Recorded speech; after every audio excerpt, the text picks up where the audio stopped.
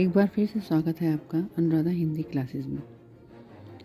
तो आइए हम पढ़ते हैं फिर से कहानी। हमने जहाँ पे इसको अधूरा छोड़ा था उसको पूरा कर लेते हैं। एक कहानी है अभी मन्नू भंडारी की। तो यहाँ पे मन्नू भंडारी जब बीच चौराहे पे अपना भाषण दे के घर पे आई तो उस समय का ये चित्र है। ये अब उसके आगे देखिए क्या होता है उनके जीवन में। वे तो आग लगा कर चले गए और पिताजी सारे दिन भभकते रहे। बस यही रह गया है कि लोग घर आकर थू थू करके चले जाएं। बंद करो अब, इस मन्नू का घर से बाहर निकलना है। इस सब से बेखबर मैं रात को घर होने पर जब लौटी तो पिताजी के एक बेहद अतरंग और अभिन्न मित्र ही नहीं, अजमेर के प्रतिष्ठित और सम्मानित डॉक्टर अम्बालाल जी बैठे थे। मुझे देखते ही उन्होंने बड़ी गर्मजोशी से स्वागत किया। आओ आओ मन्नू, मैं तो चौपड़ पर तुम्हारा भाषण सुन ही सीधा भंडारी जी को बधाई देने चला आया। I am really proud of you. क्या तुम घर में घुसे रहते हो भंडारी जी? घर से निकला भी करो। You have missed. ये देखिए जब मन्नू जी ने बीच चौराहे पे भाषण दिया था उस समय का चित्र है। You have missed something. और वे धुआंधार तारीफ करने लगे। वो बोलते जा रहे थे और पिताजी के चेहरे का संतोष धीरे धीरे गर्व में बदलता जा रहा था। भीतर जाने पर माँ ने दोपहर के गुस्से वाली बात बताई तो मैंने राहत की सांस ली। आज पीछे मुड़कर देखती हूँ तो इतना तो समझ में आता ही है कि क्या तो उस समय मेरी उम्र थी, क्या मेरा भाषण रहा होगा। यह तो डॉक्टर साहब का स्नेह था जो उनके मुंह से प्रशंसा बनकर बह रहा था।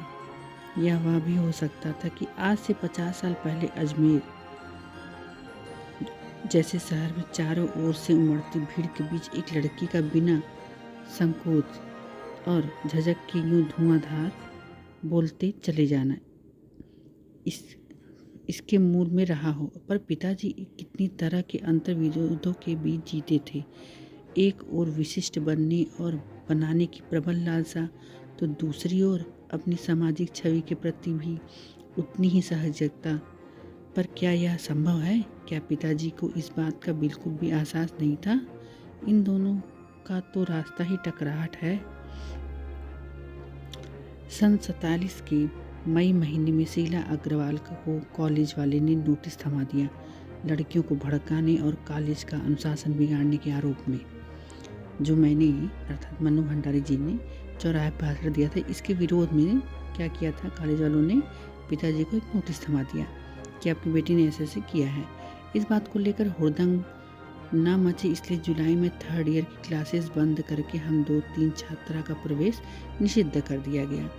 हुड़दंग तो बाहर रहकर भी इतना मचाया कि कॉलेज वालों को अगस्त में आखिर 3rd ईयर खोलना पड़ा। जीत की खुशी पर सामने खड़ी बहुत बड़ी चिर प्रतीक्षित खुशी के सामने यह खुशी बिला गई। शताब्दी की सबसे बड़ी उपलब्धि 15 अगस्त 1947।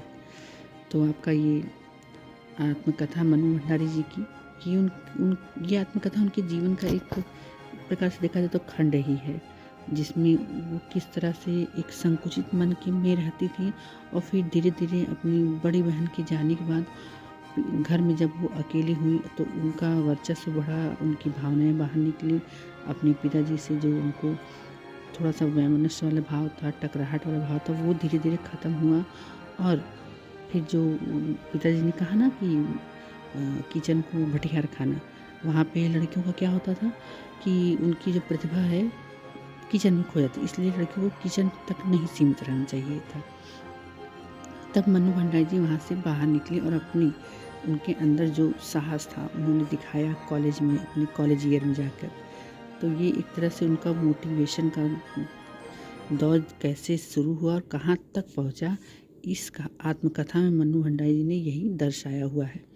तो इसमें मेन सबसे बड़ा हाथ क्या था कि वो जब कॉलेज के समय में गई तो कॉलेज की शिक्षिका जो थी शीला अग्रवाल, उनका सबसे बड़ा हाथ था उनके जीवन को एक पथ पर लाने का, एक ऐसे पथ पर जहाँ पर वो अपने अस्तित्व का प्रदर्शन कर सकें, अपनी भावनाओं को बाहर निकाल सकें। तो आपको कहानी अच्छी लगी तो ज़रूर लाइक करिएगा, शेयर करिए और चैनल को सब्सक्राइब करिए, बेल आइकन बटन ज़रूर दबाइएगा ताकि मेरा जो नेक्स्ट वीडियो आया तो आपको ज़रूर मिल जाए। तो आइए हम थोड़ा प्रश्न अभ्यास भी देख लेते हैं कि किस तरह से एनटीए नेट जो है इस पे प्रश्न को बना सकता है। लेखिका के व्यक्तित्व पर किन किन व्यक्तियों का किस रूप में प्रभाव पड़ा, आपने देखा ही था। उसकी बड़ी बहन जो सुशीला थी, उसके जाने पर के बाद वो जब घर में अकेली हुई और भाई के जाने के बाद जब वो अकेली हुई तो फिर उसका अपना व्यक्तित्व थोड़ा सा हाईलाइट हुआ, थोड़ा बाहर निकला। लोगों के सामने बोलना, पिताजी के सामने बोलना, अपनी भावनाओं को दर्शाना। सबसे पहला बड़ा हाथ तो फिर उसके बाद कॉलेज में गई तो शीला अग्रवाल जी ने उन्हें मोटिवेट किया। तो शीला अग्रवाल जी का बहुत ही प्रभाव पड़ा उनके ऊपर। ठीक है, तो आप जब कहानी आप वीडियो में स्टार्टिंग में देखेंगे तो इसमें पहले दूसरे तीसरे पेज में ये सब बताया जा चुका है। तो नेक्स्ट प्रश्न है, इस आत्मकथा में लेखिका के पिता ने रसोई को भटियार खाना कहकर क्यों संबोधित किया? ये अभी भी मैंने आपको बताया क्यों कहा था। उनको लगता था कि लड़कियों की प्रतिभाएं जो हैं वो किचन में ही जाकर वहीं संकुचित हो जाती हैं, कुंठित सी हो जाती हैं, इसलिए वहाँ से उनको बाहर निकलना चाहिए, अपनी प्रतिभा को बाहर दिखाना चाहिए। घर के बाहर जिस माहौल में वो जाकर रह रही हैं, पढ़ रही हैं, कुछ सीख रही हैं, वहाँ उनकी प्रतिभाएं बाहर निकलेंगी। ठीक है, तो काफ़ी अच्छे प्रश्न हैं। सभी प्रश्नों के उत्तर आपको वीडियो की स्टार्टिंग से, आप अगर इस वीडियो को देखेंगे पूरा सुनेंगे, सारे प्रश्न के उत्तर आपको मिल जाएंगे। तो इसी हिसाब से जो प्रश्न है बहुत अच्छे हैं। वह कौन सी घटना थी जिसके बारे में सुनने पर लेखिका को न अपनी आँखों पर विश्वास हो पाया और न अपने कानों पे? तो आपने अब इसका उत्तर आप दीजिए। ये तो बहुत ही ईजी प्रश्न है कि जब वो चौराहे पर भाषण दे के गई तो उसी समय का ये पूरा उत्तर है, उसमें है। और नेक्स्ट प्रश्न है, लेखिका को अपने पिता से वैचारिक टकराहट को अपने शब्दों में लिखिए। तो ये आप जान ही रहे हैं, लेखिका को ज़्यादा मतलब महत्व न देना, बड़ी बहन को ही महत्व देना, क्योंकि वह उनसे रंग में, वर्ण में, हर चीज़ में वो एक तरह से कहा जाए तो अच्छी ही थी। मतलब वो थोड़ी मतलब सांवली थी और वो गोरी थी। पिताजी ज़्यादा उनको महत्व देते थे, लेकिन जब वो बोलने लगी कि विचारों का उन्होंने सुना जाना तो फिर उन्होंने उनको ही महत्व दिया। तो यहाँ पे वैचारिक टकराहट इसीलिए थी, तो इसको आप नोट डाउन कर लीजिएगा। इस आत्मकथा के आधार पर स्वाधीनता, क्वेश्चन नंबर 5, इस आत्मकथा के आधार पर स्वाधीनता आंदोलन के परिदृश्य का चित्रण करते हुए उसमें मन्नू जी की भूमिका को रेखांकित कीजिए। तो ये वीडियो जहाँ से स्टार्ट हुआ वहीं से उनकी भूमिकाएं सारी थी कि वो किस तरह से स्वाधीनता आंदोलन पे अपना एक बीच चौराहे पे अपना भाषण दे के आई, लोगों को प्रेरित किया अपने भाषण के माध्यम से। तो इसमें उनकी बहुत बड़ी भूमिका थी। और जो अम्बालाल जी आए, उनके पिताजी के पास आए तो किस तरह से उनकी तारीफ़ों पे तारीफ़ की। तो यहाँ उनकी बहुत बड़ी भूमिका थी।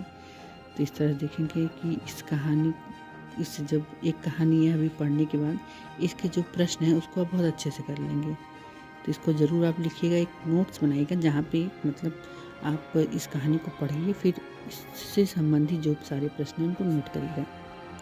ठीक है, वीडियो को लाइक करिए, सब्सक्राइब करिए और शेयर करिए, और कमेंट के माध्यम से अपनी भी अभिव्यक्ति हमें दीजिए, तो बहुत अच्छा लगेगा मुझे। धन्यवाद।